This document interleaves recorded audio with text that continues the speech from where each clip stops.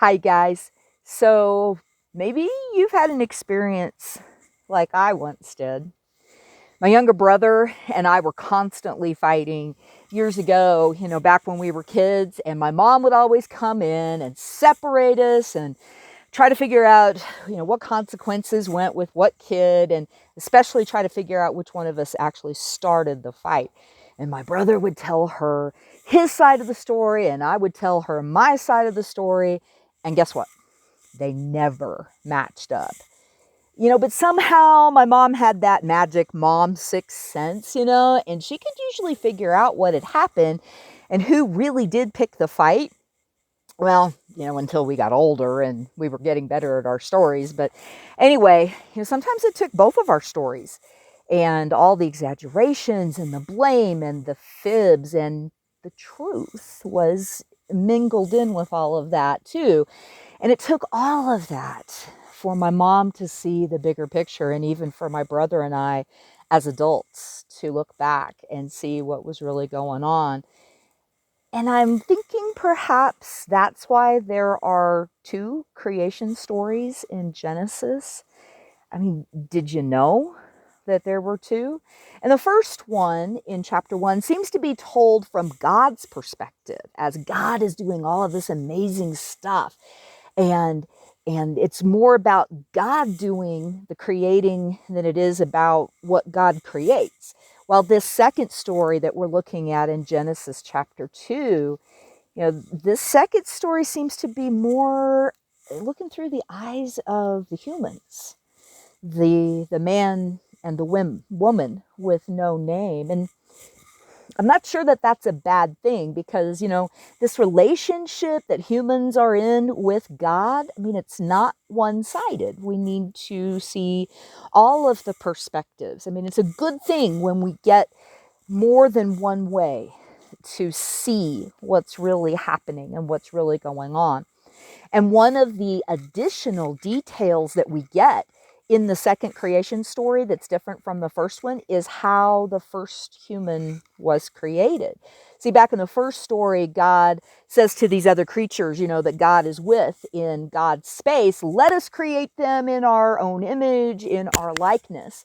And that's not so in our story today, because God forms the first human out of the topsoil, the dirt, the dust, the stuff of the earth, humus in one of the ancient languages. And this is where trees grow, and the flower petals are beginning to fall in my yard in New Mexico, and the birds are constantly looking for seeds as winter is coming. And I got to thinking, this is also where the cows go to the bathroom. I mean, ew. And then God does something totally wild. God breathes into this human. I mean, like a balloon, or like giving artificial respiration when you're trying to help someone in distress. God breathes God's own breath, ruach in the Hebrew language. God breathes God's own breath into this dirt creature. And a fun fact, did you know that Adam isn't the name of the first man or the first human? Adam comes from the Hebrew word for earth human, Adama. So between the three descriptions that we have, humans were and are created in God's image, and humans are connected to the earth, and humans breathe God's very breath. Well, that's strange. I mean, do you feel like that's you? That you are breathing God's very breath? That you're connected to the earth from the first human being created of soil? Do you feel like you're created in God's image? And what is that? And what if we don't feel any of this at all? I mean, is it still true? Does it mean that something's wrong with me? No. No, it doesn't. And not to mess you up anymore, but there was a reason for all of this. So God needed someone to care for the Garden of Eden. If you go back and look at verse 5, the story shares that detail. And then in verse 15 later on, we learned that God placed the Adam, the human creature, into the Garden of Eden to take care of it. In the original language, it's a bit different and it's kind of cool. The Adam is put in the garden to serve her, the garden, and to keep her, the garden. And from that, the entirety of earth. I mean, have you heard that before? Where have you heard that before if you have? I mean, or where have you heard something different about how we are to care for the planet? So before we get to chapter 3, let's do a recap real quick. So God creates this universe, this planet, sets up all the biology cycles, you know, the water cycle and the life cycle and death and growth and reproduction with plants and all of that. And then God realizes, ooh, this amazing space needs a caretaker, a creature that will love and care for this space the same way that I do. I imagine God saying that. And maybe, just maybe, this creature, this caretaker creature, will want to be connected to God and to everything that God has just created. That's kind of what I'm thinking as I'm reading this. Well, in between verse 15 and chapter 13, we've got some background stuff that happens. And so we need to do a little quick flashback to make sure that we understand what's going on. So God takes the human creature to Eden and gives the human some boundaries. Don't eat the fruit of that tree. That's it.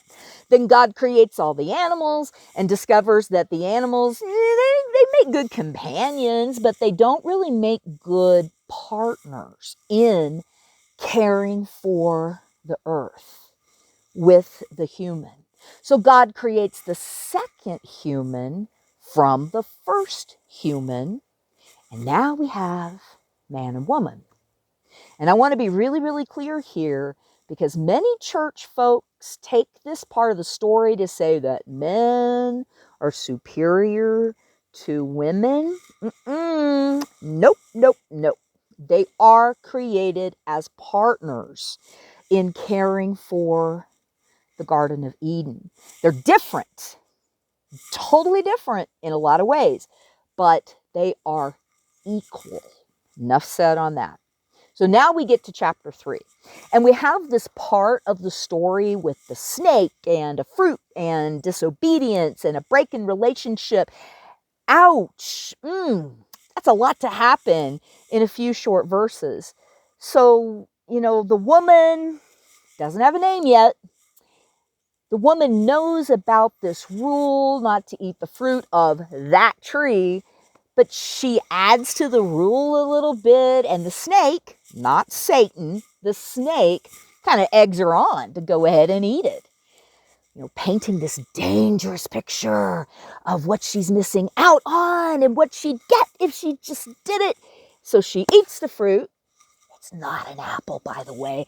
And she gives the fruit to the man who happens to be right there. So it's not like he was way off somewhere and didn't see it coming. And the man eats it too. And all of a sudden, their innocence and their ignorance are gone, and they realize they are naked. And when God stops by for an evening walk with them, the man and the woman hide.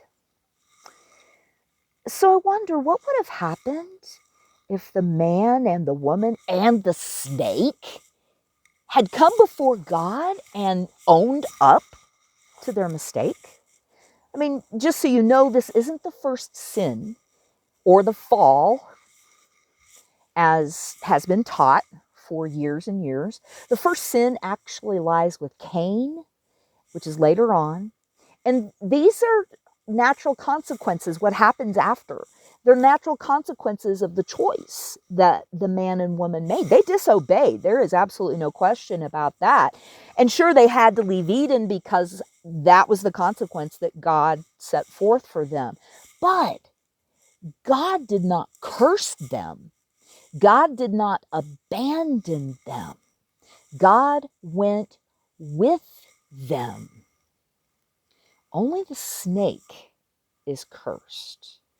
And so it is more of a natural consequence as their reality changed, more so than a fall from heaven down to a broken and sinful earth. And the terrible things in our world, they're not Eve's fault, just saying.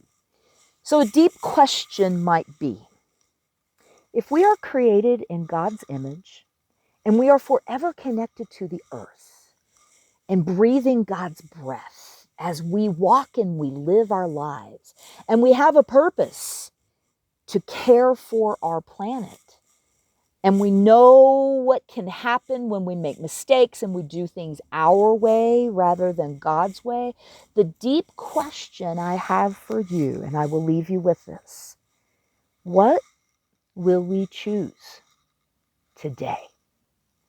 See you next time.